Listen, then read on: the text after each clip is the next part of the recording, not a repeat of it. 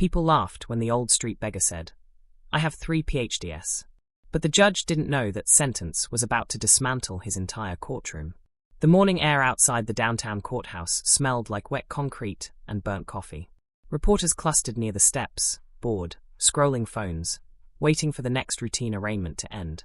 That's when the bailiff dragged in the defendant. He didn't look dangerous. He didn't even look angry. Thin, bent, grey beard patchy, like it had given up trying. A coat 2 sizes too big hung from his shoulders, sleeve torn, buttons mismatched. His shoes were held together with black tape. A paper grocery bag sat beside his feet. Everything he owned, according to the arrest report. Name, Elijah Moore. Charge, disorderly conduct. Public disturbance.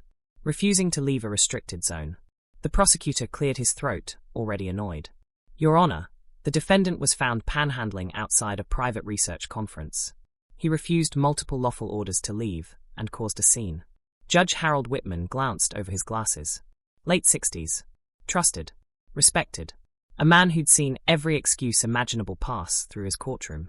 Mr. Moore, the judge said flatly. Do you have legal representation? Elijah lifted his head slowly. No, sir. The judge sighed. Another one. Fine. Then you'll speak for yourself. Quickly. Elijah took a breath. Not shaky. Not desperate. Controlled. I wasn't panhandling, he said. I was invited. That earned the first chuckle from the gallery. The judge raised an eyebrow. Invited to stand outside? Yes, sir. The prosecutor smirked. By whom? The pigeons. A ripple of laughter moved through the room. Elijah didn't react. He just reached into his coat slowly. The bailiff tensed. Careful, the judge snapped. Elijah froze, hand visible. Then he pulled out a folded, creased conference badge. Plastic cracked. Lanyard missing. The judge squinted. What is that? My badge, Elijah said. International Neurosystems Symposium. I was a keynote. Now the courtroom laughed loudly. Someone actually clapped sarcastically. The judge leaned back. Mr. Moore, lying to the court is not a good strategy. I understand, Elijah replied. I've testified under oath before. That got the judge's attention, just slightly. The prosecutor jumped in. Your Honor, this is clearly delusional behavior. The defendant appears homeless. He disrupted a private academic event. I didn't disrupt it, Elijah said calmly. I was scheduled to speak at 9. They revoked my access at 8:47. The judge leaned forward. Why? Because security Googled me. Silence fell. Not total, but thinner now. Googled you how? The judge asked. They saw the shelter address on my correspondence. Decided I wasn't appropriate. The prosecutor laughed again. A homeless keynote speaker? Yes, Elijah said. Unusual. Not impossible. The judge shook his head. Mr. Moore, what exactly is your background? Elijah paused. Just a second. Not for drama, like he was choosing which truth to give first. I hold 3 earned doctorates, he said. Neuroscience. Behavioral economics. Applied ethics. The courtroom erupted. The judge actually laughed this time. A short, disbelieving sound. That's enough, he said, smiling. Sir, you are standing here in taped shoes, claiming you're a triple PhD who was invited to a global science conference. Yes. From where? The judge asked, amused now. Harvard. Yale. Mars. Elijah met his eyes. Stanford. MIT. Oxford. The judge waved his hand. All right. This is going nowhere. He turned to the prosecutor. Let's move this along. But then Elijah said one thing, quietly, that stopped him. The panel topic was neural fatigue in high-impact decision-makers, Elijah said. Especially judges. The judge froze. Elijah continued, respectful but precise. My segment was on how long-term authority positions degrade empathy circuits. I cited case law, including yours. Whitman v. State, 2009. No laughter now. The judge stared at him. You read my cases? I studied them, Elijah said. I wrote a paper about them 12 years ago. The prosecutor shifted uncomfortably. The judge leaned closer. What was the conclusion of that paper? That prolonged judicial confidence increases error rates, Elijah replied. Unless the judge allows contradiction. The room was dead silent. The judge's smile was gone. You expect this court to believe you're that man, he said slowly. Despite everything we see? Elijah nodded once. I don't need belief. I need 5 minutes. The judge hesitated. Finally, he said, for the record, you have won. Elijah straightened his back. Not much, just enough to change how he looked. 5 minutes is more than enough, he said. And that's when the judge realized. This wasn't a crazy beggar rambling. This was a man who knew exactly where he was. And why. And whatever Elijah Moore was about to say next. It wasn't going to be comfortable for anyone in that room. Elijah didn't rush a single word. He looked around the courtroom first, not with anger, not with pride, but with the quiet focus of someone taking measurements. 5 minutes, the judge reminded him. Yes, Elijah said. That's all I'll need. He reached back into his grocery bag and placed 3 items gently on the defense table. Not papers, not props, books, worn, highlighted, margins packed with handwritten notes, so dense they looked like maps. The prosecutor scoffed. Your Honor. Elijah lifted one finger, not at the judge, but at the book itself. This is the 3rd edition of Cognitive Load and Moral Drift, he said. I co-authored chapters 4 through 6.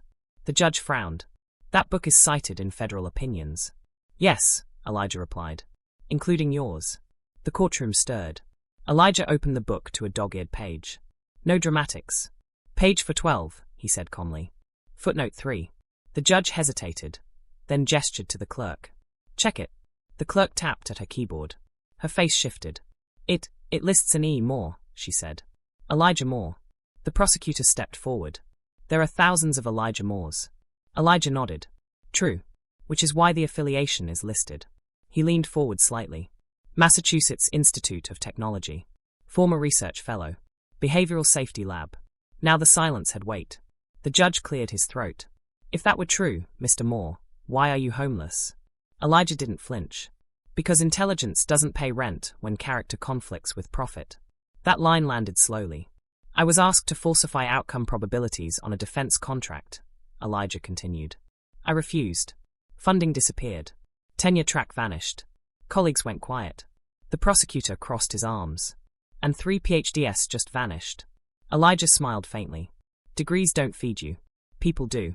He reached into the bag again and pulled out a folded envelope, yellowed with age. Oxford, he said.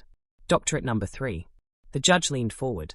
You're saying 3 elite institutions awarded you doctorates, and now you're begging on the street? I'm not begging, Elijah said gently. I'm surviving. The judge leaned back. His confidence had cooled. You mentioned the conference revoked your access. Why? Elijah opened his badge again. The organizer asked for a photo ID with a permanent address, he said. I gave them my shelter's mailbox. The courtroom murmured. They told security I was impersonating a scholar. The prosecutor shifted. Even if that's true, Mr. Moore, you caused a disturbance. No, Elijah replied. I asked to let me speak to the ethics committee chair. They called the police instead. The judge rubbed his temple. And what exactly would you have said if you'd been allowed in? Elijah's eyes lifted. I would have warned them, he said, that their new AI sentencing model increases bias against the poor by 22%. Every head snapped up. The judge frowned. That's a serious allegation. Yes, Elijah agreed. That's why they didn't want me inside. He took a breath. Because the pilot program uses historical sentencing data, Elijah went on, and historical data punishes poverty, not behavior. The judge sat still. That program begins trial use in this courthouse next month, Elijah added. The judge's face tightened. How do you know that? He asked. Elijah didn't answer immediately.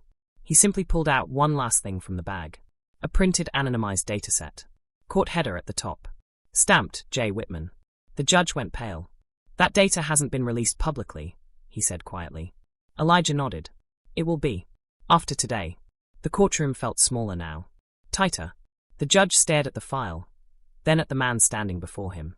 You're asking this court to believe, the judge said slowly, that it arrested one of the architects of the very system this building is about to adopt. Elijah met his eyes. No, he said. I'm asking you to read your own data. A long pause. The judge then said something no one expected.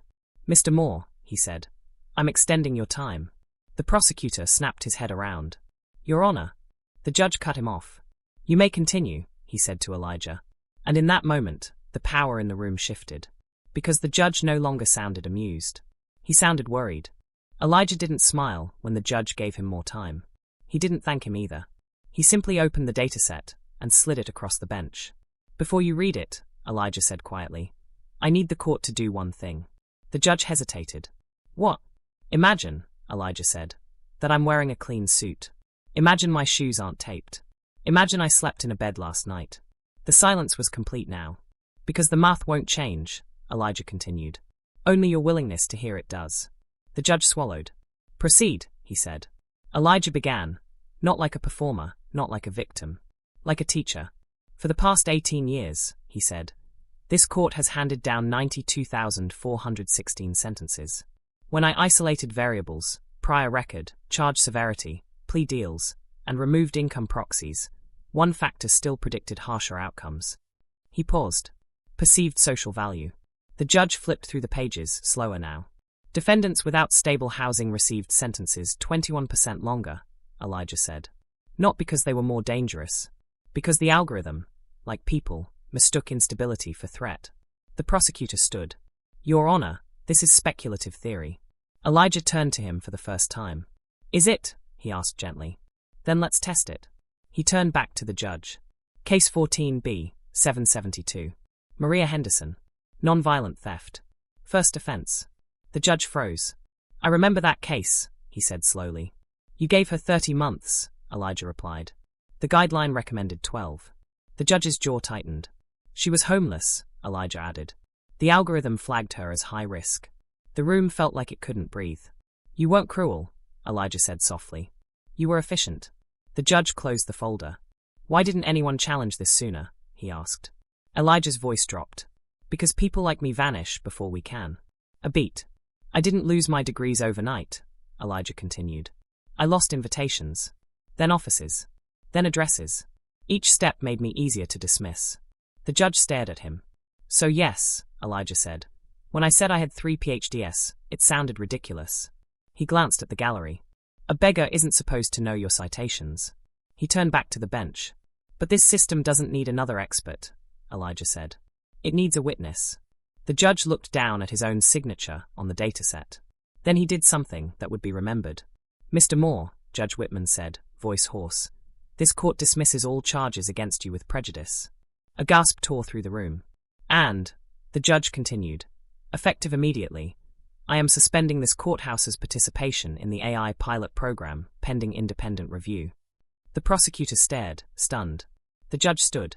And I am formally appointing Mr. Elijah Moore as a court-appointed advisor on this matter. Elijah didn't move. Didn't speak.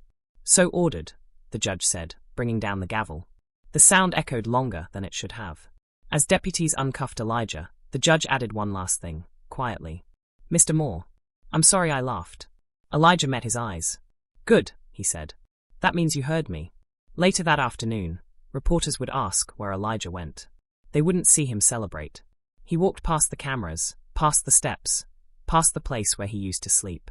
He stopped once, outside the courthouse. A young public defender caught up to him. Dr. Moore, she said carefully, what happens now? Elijah looked back at the building. Now, he said, people like me stop being invisible. And for the first time in a long time, the street felt shorter than the distance he'd just crossed.